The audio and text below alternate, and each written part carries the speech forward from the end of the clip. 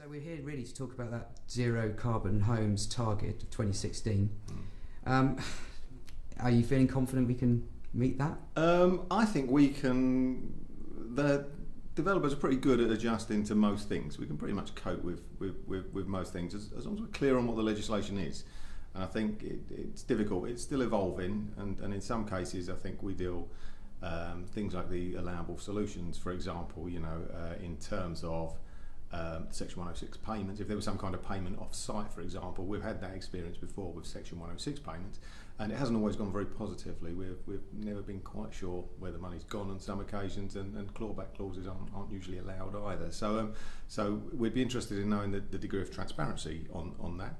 And then other challenges that we sometimes have is to do with the expertise of the planners as well, and what their own skill set is. So where we've come up with some quite innovative solutions in the past to overcome some problems, not everyone's been receptive to that, and it's difficult sometimes to help the planners to understand where you're coming from, because sometimes the consultants that we're employing and putting together tend to be better skilled perhaps than the ones that they have on board. So what can planners do to meet that, and also what can you as a developer do to help that process? Because there's been a lot of talk about collaboration here today. Yeah. Well, we've built up a very strong reputation of delivery in the area. So I think what we tend to hope is that our reputation precedes us, and that in some instances where there's any concern, that there'd be a bit more trust on the other person's part to realise that quite clearly we do what we say we're going to do, and I understand that perhaps not everybody does that, but by and large, as I say, we've got a strong record of excellent delivery, and I would hope, as you come, I think there was a large discussion today on trust, and obviously that would go both ways. Elaborate on that, please. Well, I think we in some cases you tend to find the impression that you get is that what you're putting together you're trying to push through or get round, or whereas often we find that I think John Slaughter today referred to a number of different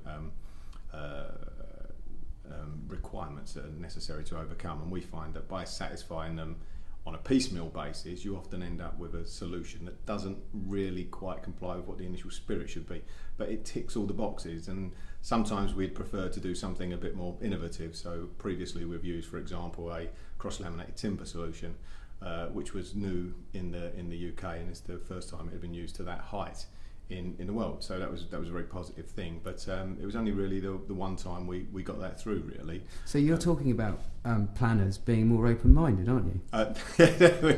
That would certainly help. I think also it's to do with the level of expertise and the people that they can call on in-house.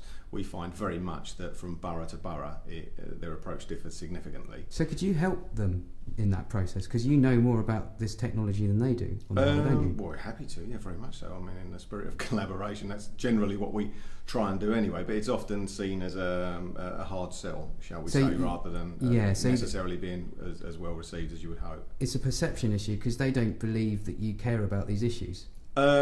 Potentially, sometimes, but not always. As I say, I mean, we've got a strong record of delivery, so really you would hope that people can recognise that. We tend to find that more as you drift outside your area that you're familiar with, and you're dealing with new people and building new relationships, and sometimes you have to re-explain that company